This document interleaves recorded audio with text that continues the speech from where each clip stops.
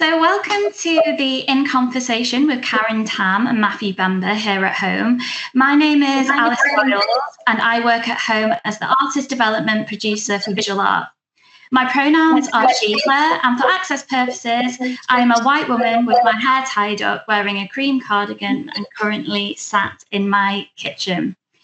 The event coincides with Matthew Bamber's exhibition Dream Home, currently on display in Home's Granada Foundation Galleries until Sunday, the 17th of November. I'm incredibly happy to have both Matthew Bamber and Karen Tam here for this special In Conversation event. And before we start, I'm just going to go through a little bit of housekeeping. So we're expecting for the talk to last for around, I think, what have we got it timed as, Matthew? I think 7:10 is set. Start at 6:30, finish at 7:10. Great. So we'll be finishing up at 7:10, and then after that, we will have an opportunity to ask questions to both Matthew and Karen. So feel free to use the Q&A box to drop in your questions, and we'll try our best to answer all of them at the end. If you are experiencing any technical issues, feel free to use the chat and I'll try my best to assist. There is also the option for live captions, which you can add by clicking on more and adding live captions. We will also be recording the event, and the recording has started. I'm just going to share my screen. So I'll start by introducing Matthew Bamber and Karen Tam. I'll also share the screen, which has some images of both their work as I introduce both artists, and this will be on a loop, so it'll slowly move through all the work. Matthew is an Ontario-based artist whose work explores themes of memory and trauma, greed and power, queerness and identity. His practice encompasses photography, drawing, video, textile, and installation. He creates works using a combination of found, archival, and personal images that are broken down and built back up in an attempt to create a new whole from what has been destroyed. These deconstructed, overloaded compositions are blends of photography, collage, and drawing that don't fall neatly into any one category. He is influenced by the composition and arrangement of Baroque arts and its relevance as a contemporary lens to look at the world in a constant state of turmoil. Matthew is currently staging a solo presentation of his Dream Home and GM series in the Granada Foundation Galleries at Home. Dream Home is a collection of wall-based photographic digital collages that explore the artist's own home as a queer domestic space. The GM series, also on view, is a collection of works exploring themes related to the LGBTQIA+ community and its broad recent history. Karen Tam is a Montreal-based artist and curator whose research focuses on the constructions and imaginations of cultures and communities. In her installations, she recreates Chinese restaurants, karaoke lounges, opium dens, shops, and other sites of cultural encounters. Since 2000, she has exhibited her work and participated in residencies in North America, Europe, and China, including the Victorian Albert Museum, the Shining Art Museum, Montreal Museum of Fine Arts, and the Dutch Bourse residency at the Frankfurter Kunstverein. She has received grants and fellowships from the Canada Council for the Arts, Council des Arts du Québec, and Social Sciences and Humanities Research Council of Canada. Tam was the winner of the 2021 Governy Capital Prize, awarded by the Fondation Governy pour l'Art Contemporain. Thank you. A finalist for the 2017 Louis Comtois Prize, a finalist for the 2016 Prix en Art Actuelle from the Musée National de Beaux-Arts de Québec, and longlisted for the 2010 and 2016 Sorbet Art Awards. Upcoming activities include participation in the Toronto Biennial of Art and solo and group exhibitions in Canada that will open this September. So I will leave it over to Matthew and Karen now for our In Conversation. come back with some questions from the audience at the end. Thank you. Thanks, Alice. Thanks, Alice. You're welcome. I'll go through my pronouns, Karen. So I am he, him. I'm a white male wearing glasses. I've got a white shirt on. I'm sat in the studio. Got the blue background. So my pronouns are she, her, and I am a Chinese woman with long hair down with glasses. And while I'm actually in my basement, my virtual background is of a high rise overlooking the ocean. It looks beautiful. So, Karen, I was thinking a good place to start this conversation would be to talk about our friendship and the background to our friendship. So we've known each other for almost 20 years. I met Karen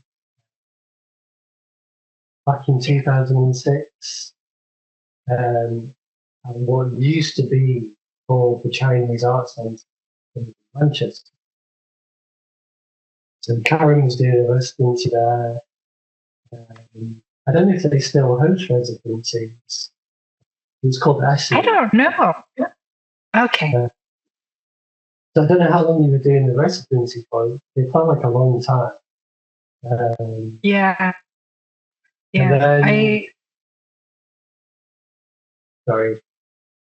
Oh no, I was just gonna say, like, I think I did it. I think my residency was 3 months, and I just assumed, like, yeah. And I think the first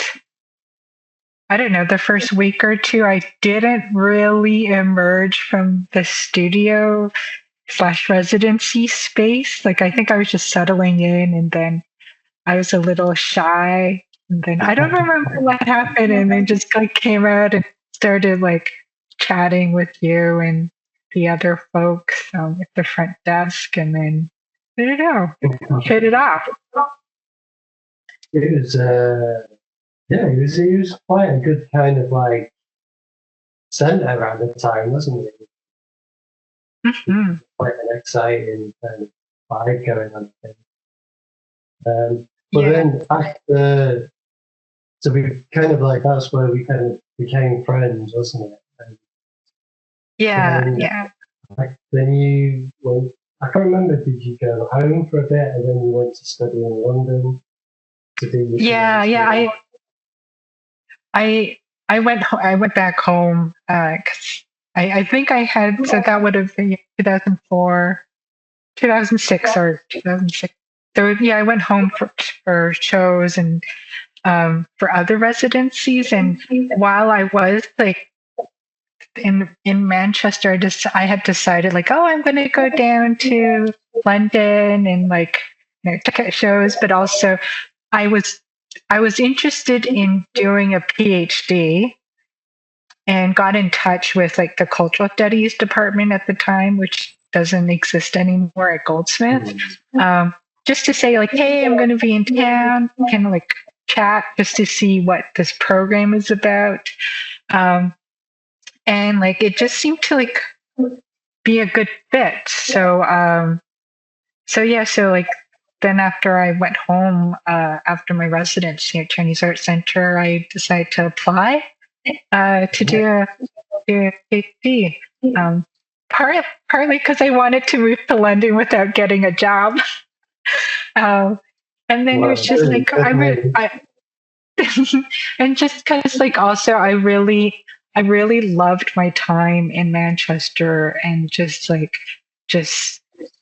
excitement of, so like someone from North America coming over to the UK, and just like I wanted to kind of be part of that excitement.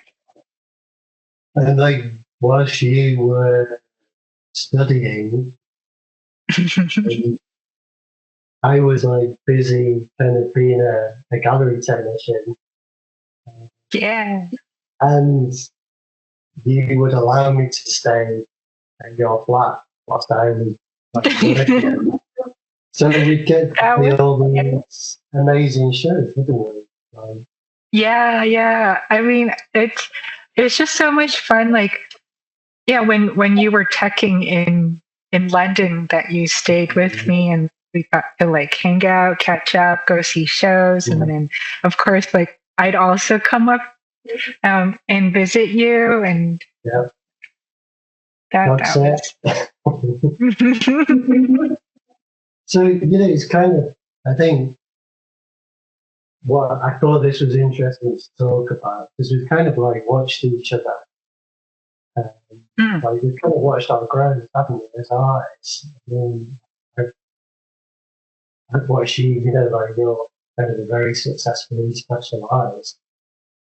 And I'm kind of just feel like I'm kind of emerging out of like kind of education bubble. So it's been, personally for me, it's been really like inspiring to watch you, and kind of be able to confide in you as an artist as well. I think that's quite an important thing, isn't it? For artists to find other artists that they can kind of be like that with. And I think those friendships are a bit like gold for us. Yeah. Like I remember when you like we've been friends so long, and then I remember when you started thinking or talking about, because I think you thought about it for a while before you kind of vocalized like sort of your interest in going back to school, and doing an MFA, and just kind of like just our conversation. I really appreciate our conversations about art, but also just like kind of talking through like questions that we each had, and like advice, having like the other person's perspective, and I was just so happy for you when you like took the plunge. And like, yes, I'm going to do the MFA. I'm going to do my master's, and just like so wonderful.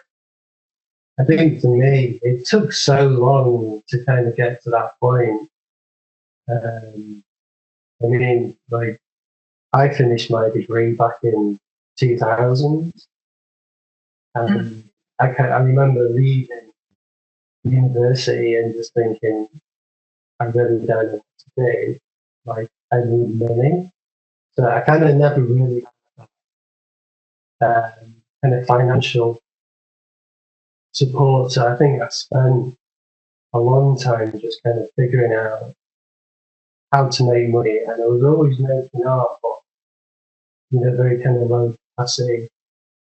And it wasn't until about 10 years ago that I was at a point where I could think about taking my art serious again. But during that time, like from 2000 up to like 10 years ago, were you still making, or were you still making some art in the home studio, or just more like thinking through some ideas? I think, like I say, it was just like very, kind of stop and start. It was always kind of there. But yeah. It really did take like to be like financially stable to be like, okay, I can do this. Because it's like such a big commitment, isn't it? But I think there was definitely other factors. So I think when I got my studio, and then when I went to go and do some residencies, so I did a residency in Florida. And that was kind of like the deciding factor to go back to study there. It felt like just something I really wanted to do. Can you tell us a bit more about your experiences with the residency in Poland and the one in Florida. So and yeah, Poland residency was it was a very kind of like solitary residency. It was like me. There was another artist, but we only ever really saw each other kind of like in the evening. But I think, and I kind of thrived on that. It was really nice to prove to myself that I could be okay on my own and just be really like self-sufficient and the work. And like I had a solo show, and I didn't speak Polish. I was, like trying to speak whilst I was there. And then, kind of like right on the other end of the scale, the Atlantic Centre for the Arts residency, which was where I was selected to be an associate artist. And so the way it works is they have like a mentor artist who happened to be Josiah McElhenney, who's an international artist. And that was a 3-week residency. It was like a small group of artists. And all we did was just like conversations, be together, watch things. It's like kind of like observing and listening to like Josiah and reading some text, and it was it was probably one of the best experiences as an artist. Yeah. And just the positivity, like at first it was really kind of cheesy, but just really got into it. Just being really positive with each other. And I don't really kind of get that. Yeah, and how those experiences influence the way that you've approached art making or like your process? I think if anything, it was the push I needed just to take it serious. It's and I've made friendships from that I've like carried on to this day, and I can't believe it. That was like it's just gone in a flash. But I was thinking, talk to you. I had the pleasure of installing some of the new art gallery also. Yeah. From what I can remember, I think Helen Chadwick was showing a chocolate fountain, wasn't she? Yeah. Gail Chong Kwan was there. But what I'm saying is, like, it was kind of the first time I'd seen like a proper installation of yours. So, and like archives are kind of clearly important to your practice. I just wondered if you could tell us a bit about the use of archives. Yeah. So the installation that you helped me build, that was is part of a series of installations I had done looking at North American Chinese restaurants and how they were represented, in media portrayals. But just I was interested in the experiences of the families, kind of as a way to counteract there's more stereotypical, perhaps negative portrayals, and by wanting to do that, that led me to just basically approaching restaurateurs, either current or retired, to just have conversations with them, and they would share, their stories, and then sometimes they would also share their photographs, and then I would also go to archives, libraries or institutional archives, to look for any information about the early Chinese restaurants. And I think that's where sort of my whole interest in archives began. And ever since then, I've always incorporated archival materials, or just being inspired by what I find. Sometimes it's like hidden stories. Other times, there's a lot of sleuthing, and then it's just a wonderful way to work, I think. And as an artist, you have sort of some leeway that say more historians don't, because you can speculate what might have happened, what could be the future, like if this hadn't occurred or anything like that. So it kind of gives you that beautiful approach of speculating and imagining. Yeah. And you also use archives in your work too. So it's kind of like it's a fairly new strand, like me introducing archives. A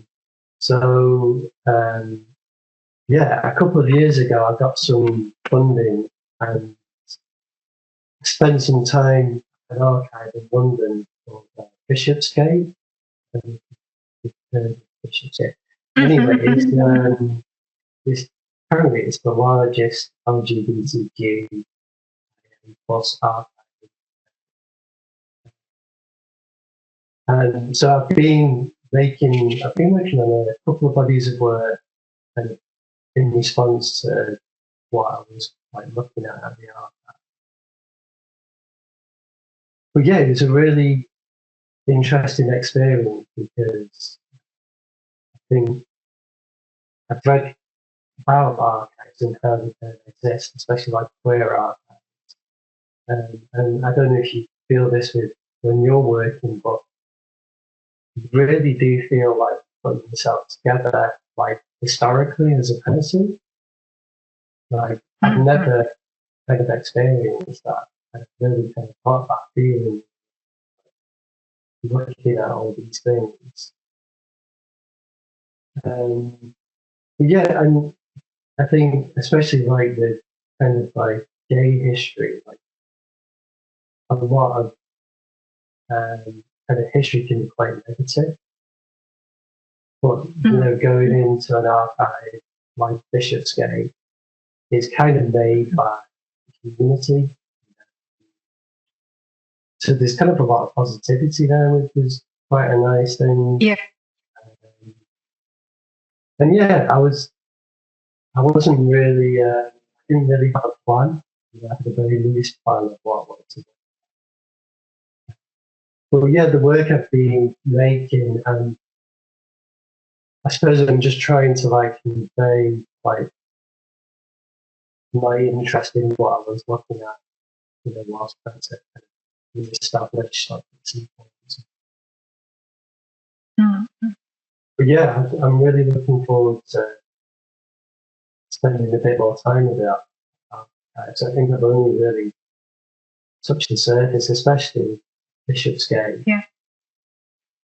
Yeah, and I think too, for artists to work with archives, it's another way of activating and reactivating sort of the histories and stories that have lain dormant in storage.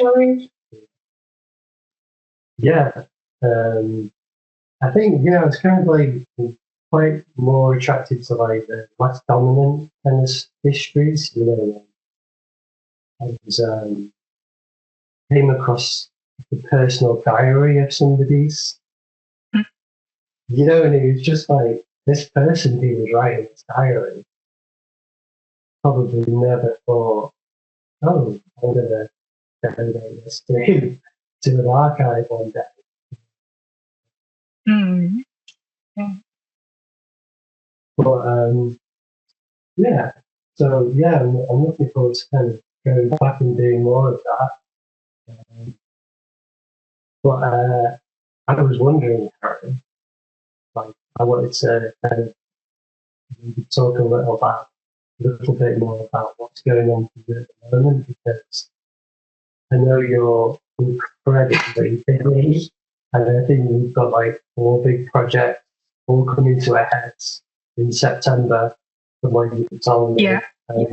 Judging by Instagram. Yeah. It's like totally bonkers time right now because I'm preparing for 4 projects, like just in September, and then a couple more right after. Yeah. So one of the first ones is the Toronto Biennial of Art, and it's a new project installation, which takes the form of a Cantonese opera stage, and I'm looking at sonic diasporic histories. So also, again, working with archive and working with community and community archives to kind of talk about, like how do we remember and serve this kind of art form that was available to early Chinese migrants of the 20th century. That's one. And then a second one is a solo exhibition that I have at the in Calgary at the Illingworth Kerr Gallery, part of the University of the Arts of Alberta. And that one I'm looking at how Chinese pavilions were constructed for world fairs, specifically the North American.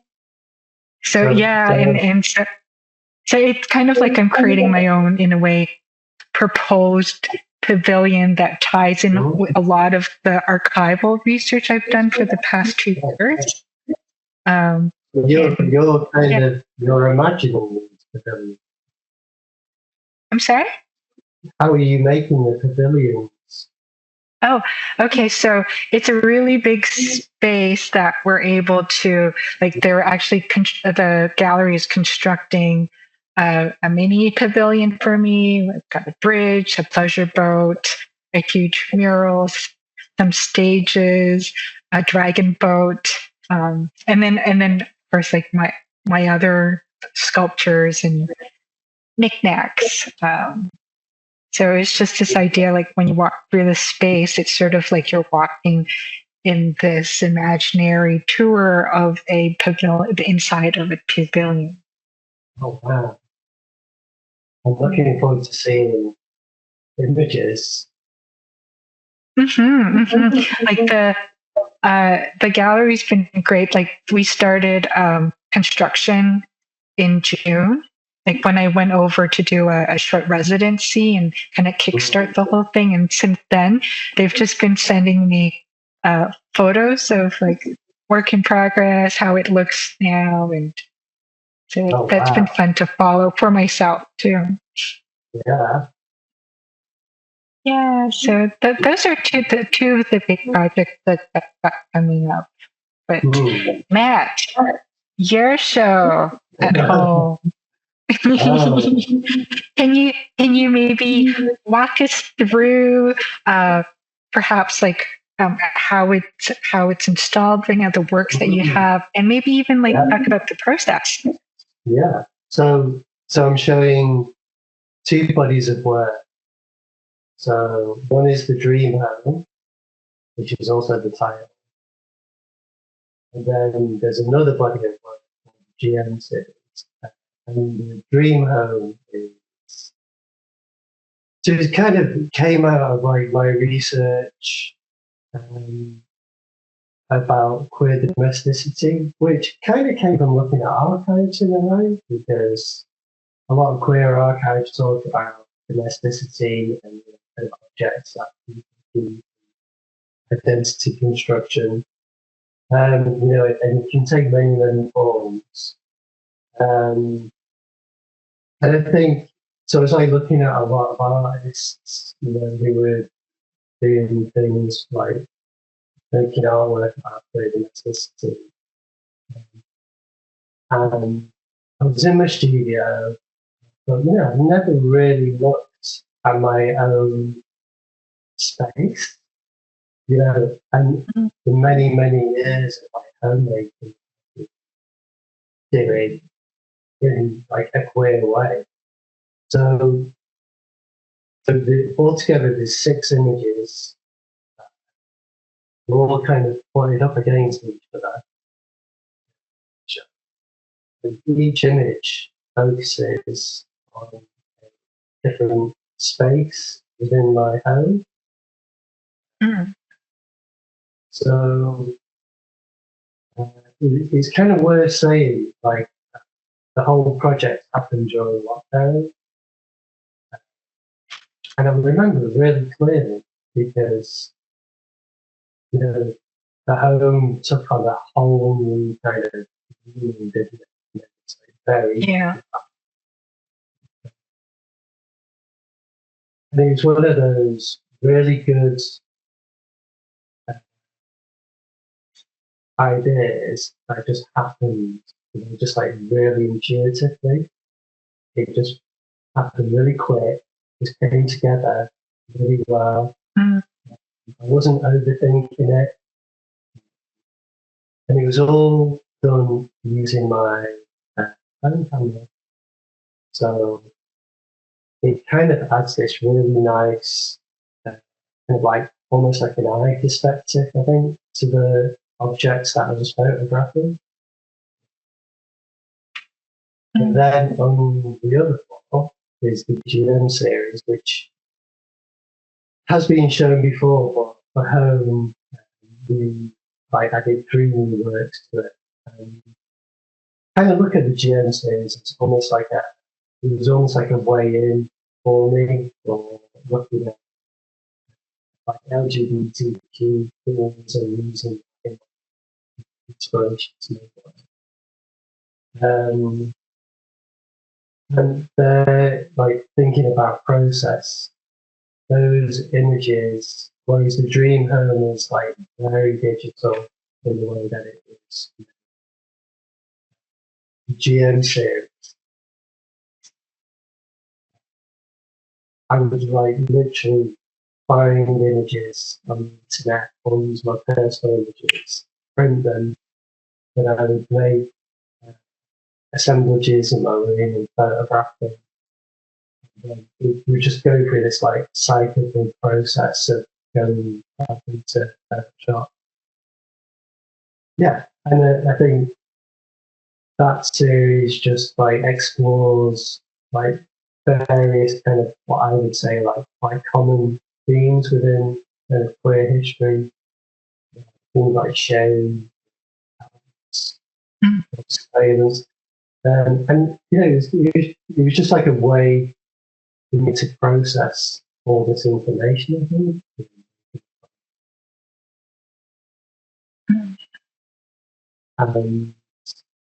Yeah, so I think it was really lovely to actually physically show the dream home at home.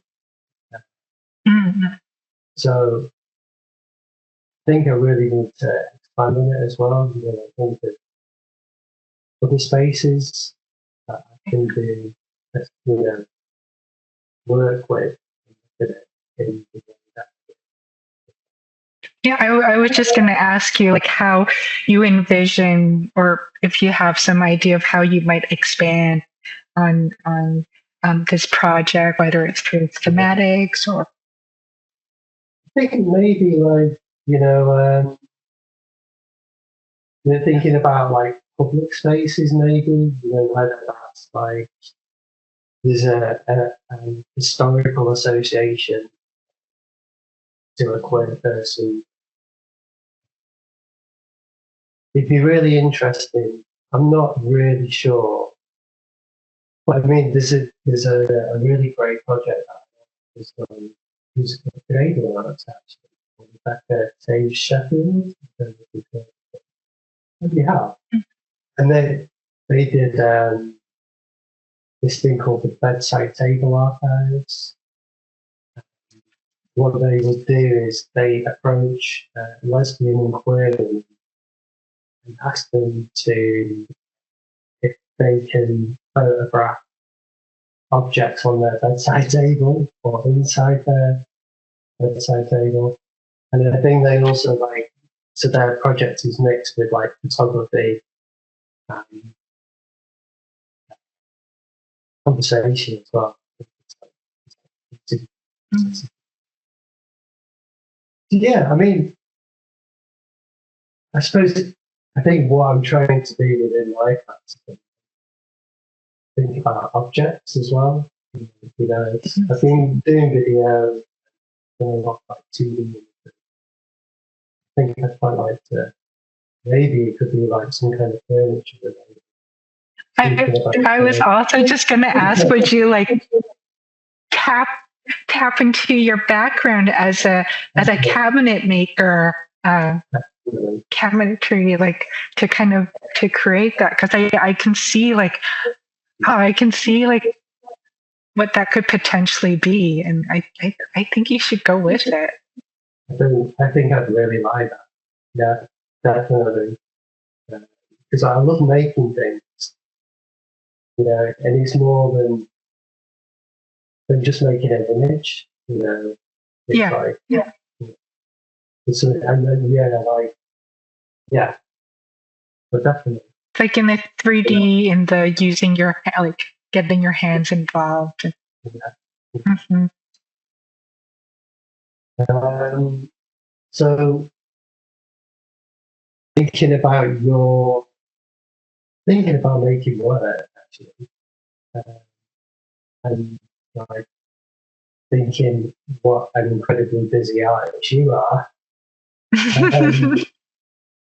How do you manage your production goals?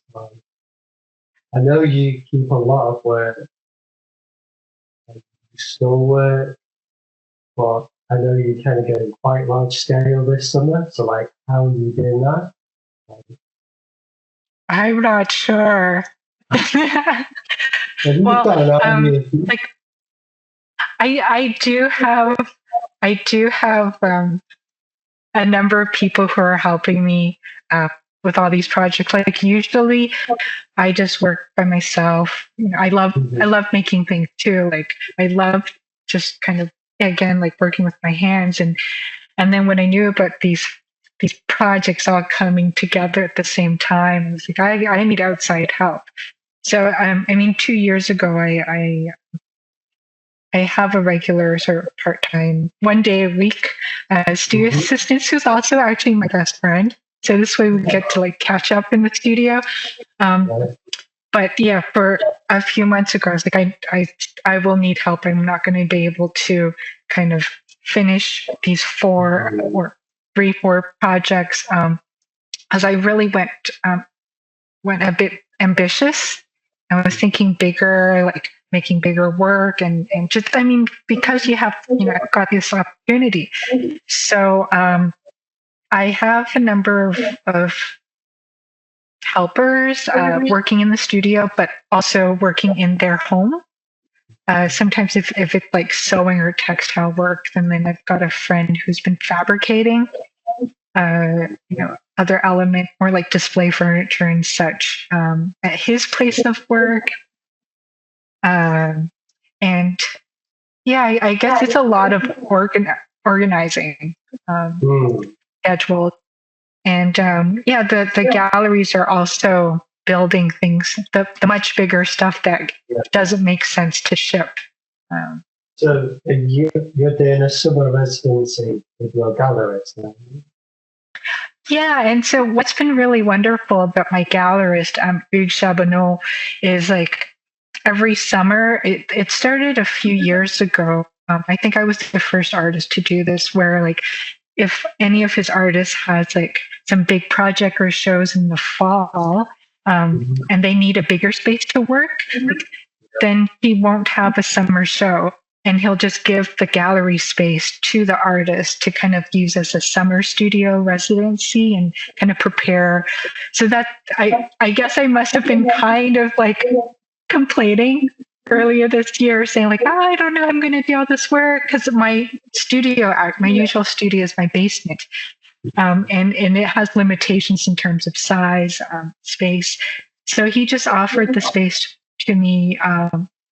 I've been really, really grateful, because like I was able to paint these huge backdrop for the project in Toronto, build bigger things, kind of install, sort of test how these installations might.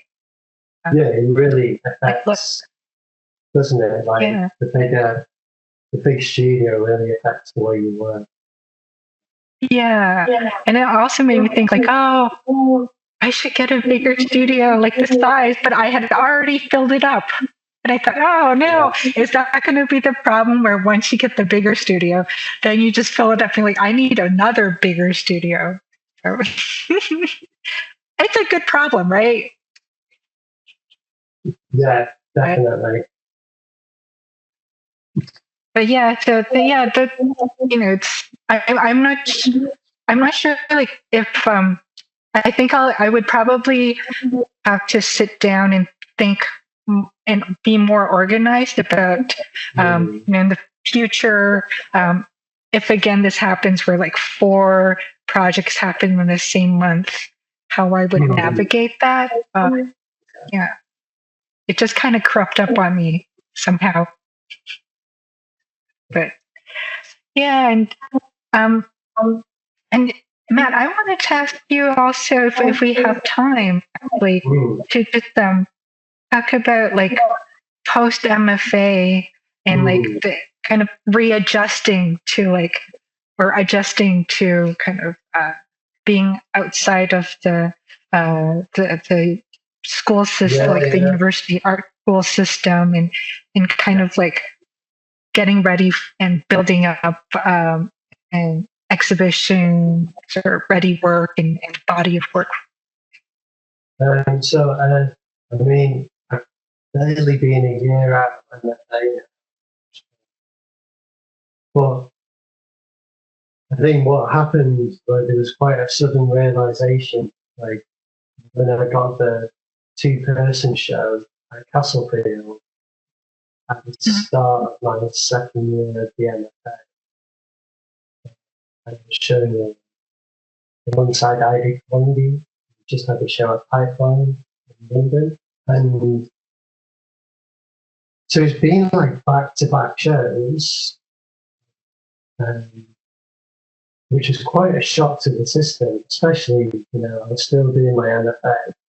So I had like Germany, London, and Berlin. Currently got my solo show in hand. And then combining that like with suddenly like got this practice that's like completely pivoted like to be like more kind of outward facing. So I think what I realized is I need to get some more kind of exhibition that you work on. So I think whilst this has all been going on, background that we kind of trying to draw lines on the bodies of work and actually getting fabricated. I mean, I'm lucky that I've kind of got skills, from being a technician to do certain things. So, yeah, so I've kind of got quite a nice backlog of work now that's kind of ready to go. And I've tried to be, I mean, again, like, kind of going back to what you were saying,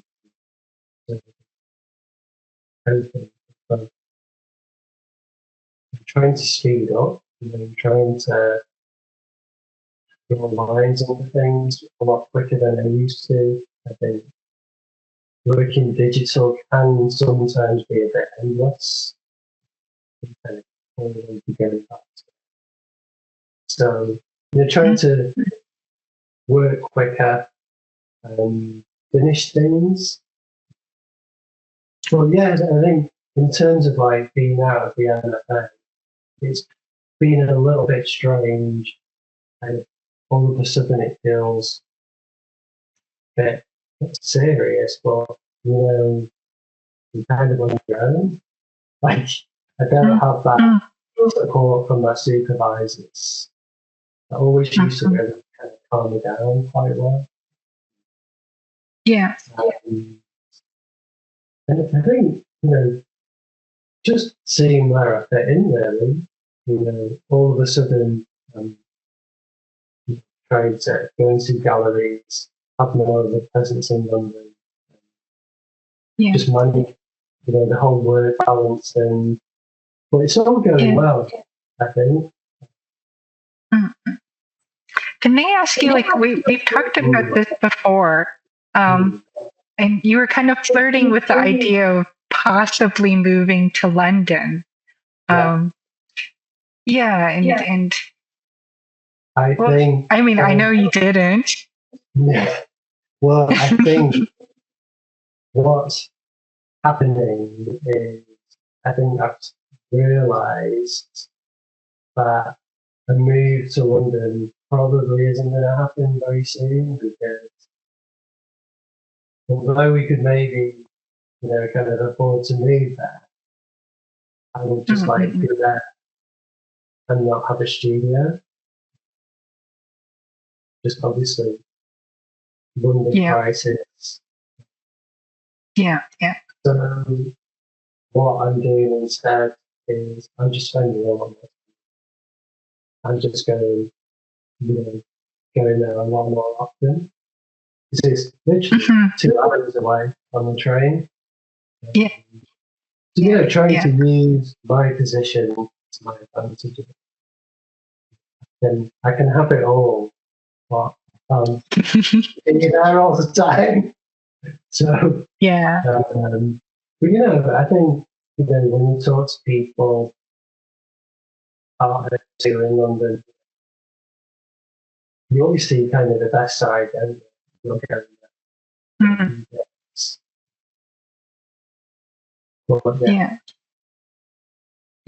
Like one of the reasons I moved back to Canada, I mean, I did want to stay in London after I finished my PhD, and then I'd gotten this big grant from the Canada Council for the Arts, and I was like, okay, do I stay in London, where like it's so expensive that probably, like, maybe I'm exaggerating, like 3/4 of my grant would go towards just like rent, and I wouldn't really have the time to make art, or I moved back to Canada and make art. And I mean, I'm really simplifying that. Well, no, but I think London is notoriously expensive.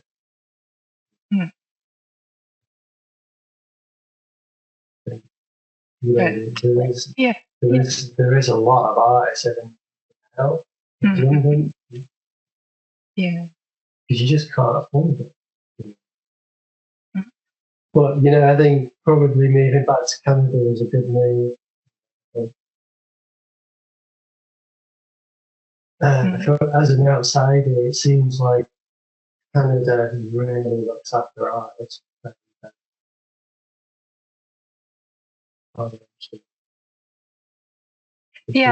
mean, it's such a good place. It's been good having having moved back here and having kind of it's cheaper. So and like I said, like I'm able to make work and not worry too much. And there is like that support system from Canada Council for Arts, or the various provincial Arts Council, and they vary actually in terms of how much support that they give. But I mean, in general, it's good. And then here, like I guess if we talk about like the art ecosystem, of course, there's the commercial galleries, the museums, and nonprofit, and there's also like what I think is really dynamic with the artist-run centers that's just all across the country. And I think maybe the majority of them are in Quebec, like the province that I live in.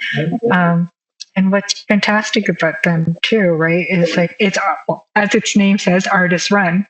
And so the focus isn't about like showing work that will sell, it's about experimentation, about, say, testing or so you really, yeah.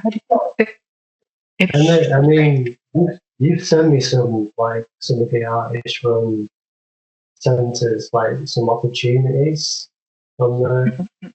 And they just look really professional. They look like a proper kind of art centre, don't they? I mean, they don't have the budget that, say, like a bigger nonprofit art center has, but it's got passion. It's got heart. Well, I wonder if they've had any questions, Alice. It seems like... Because we can just keep going. We've gone for hours. Well, thank you so much. That was incredibly insightful. And, hearing about both your journeys and, kind of different opportunities and like ways you've been working with, ways you've been working over the years. I do have a couple of questions. So I think this question actually ties into what we were just discussing here. So, kind of like sometimes like the limitations of like, where can I afford to work? Can I afford an artist studio? Those kind of questions, like where can I get, arts funding? And I'm just wondering if there was a place that you could spend a prolonged period of time with no limitations, where would you go? Ooh. I'll let Matt take this one first. So you mean like, where would I go and like just... It could be a research trip, or it could be like a residency. It could be like, right, I want to, spend a year in this place, and it could be something that's tied to your practice, or it might be something completely new, I think what I really miss is, and I was talking to Karen before, like I've only done 2 residencies.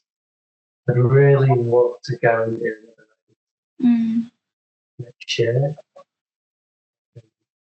I'm going to definitely do one, I think, because I've not been able to do one here because I've been in education, even though I probably could have done.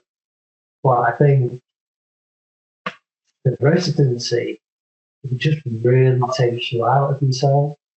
And, it just puts everything into perspective, doesn't it? Yeah. Allows you to kind of just think really freely. But yeah, I mean, I've really had my eye on Canada and Tam residency, which is so amazing. Yeah, it's like the dawn of the residencies, isn't it? It's the one. Yeah, like definitely like Canada, America. Yeah. I think hopefully Trump doesn't get in. Well, what about you, Karen? Because I mean, you've done a lot. Yeah. Well, if you're going to do Banff, I want to be there when you're there.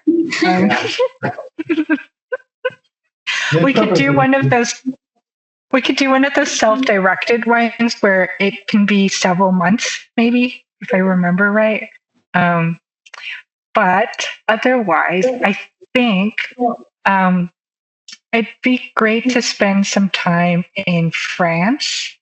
I think particularly in Paris and Lyon for a research project.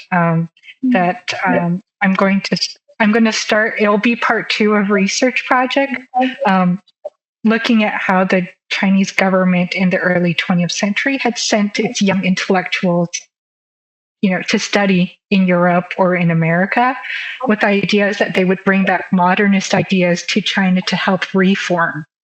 And my part 1 is looking at the American side, and that's actually, I'm going to start that in October. And kind of the students there saw capitalism as the way forward, whereas in France, and so I haven't found any funding or a partner yet, but I'd love to look at what happened in France, where the Chinese students were sent there, fell in with a group of anarchists, and saw labor as the way forward. And quite a number of these students became leaders of the Communist Party.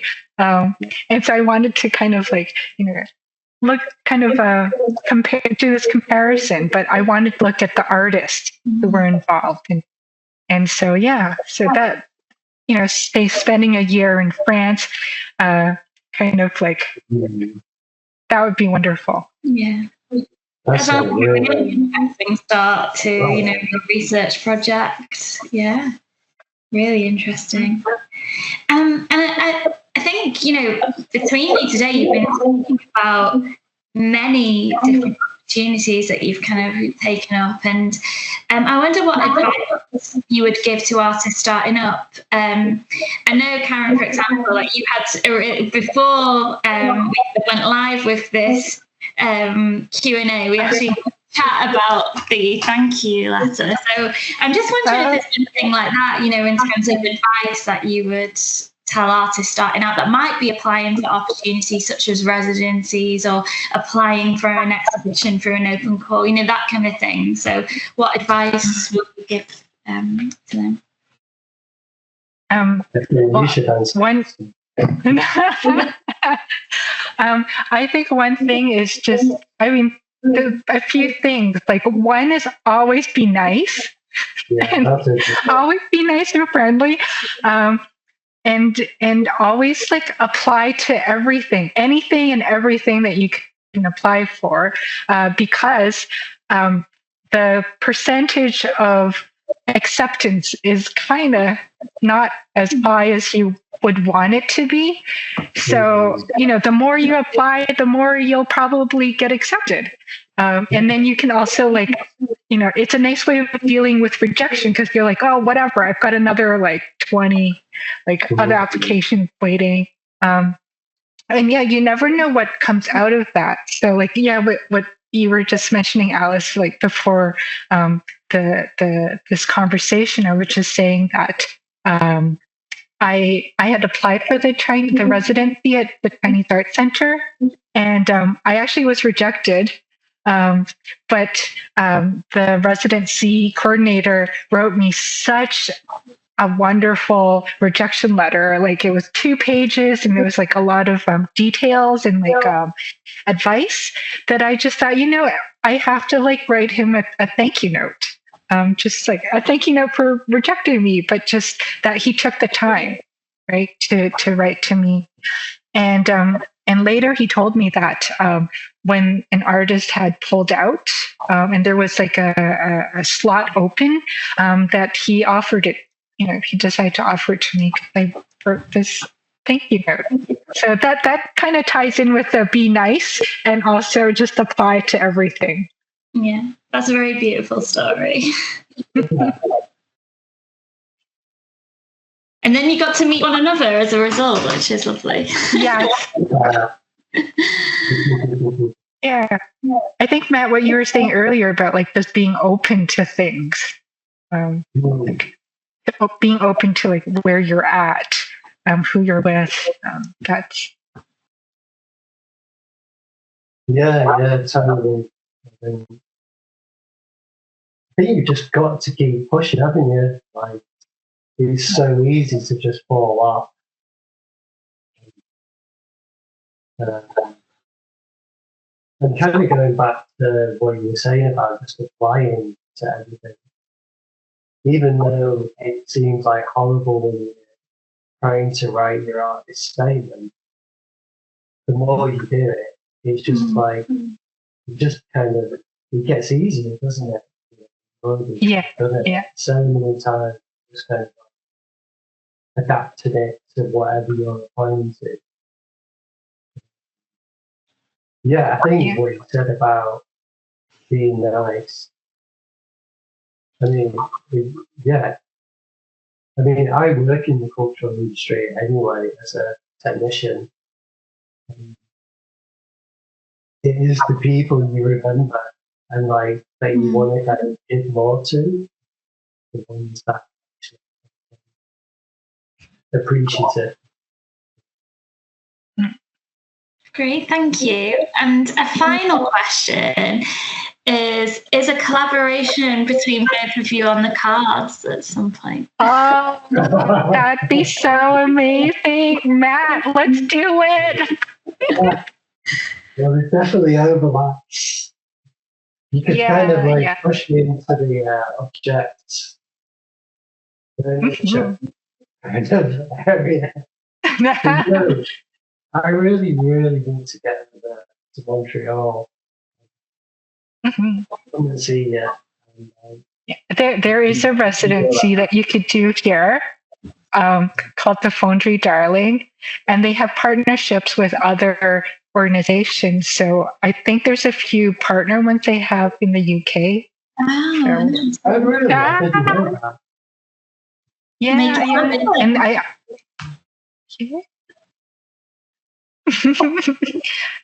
and I think they used to have like an in-house chef too for the resident artist.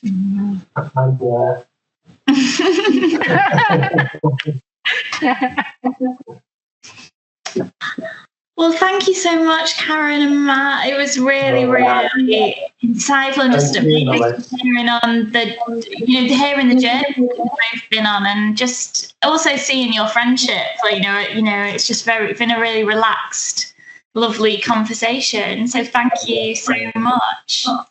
Thank you for holding the space. Yeah. Really great. And I suppose it's time. Is it time for your lunch now, Karen? It's probably our bedtime lunch. I already ate lunch. It feels a bit dark outside for an August evening. So. Well, thank you very much. Thanks a lot. Thank you. I'll stop recording now.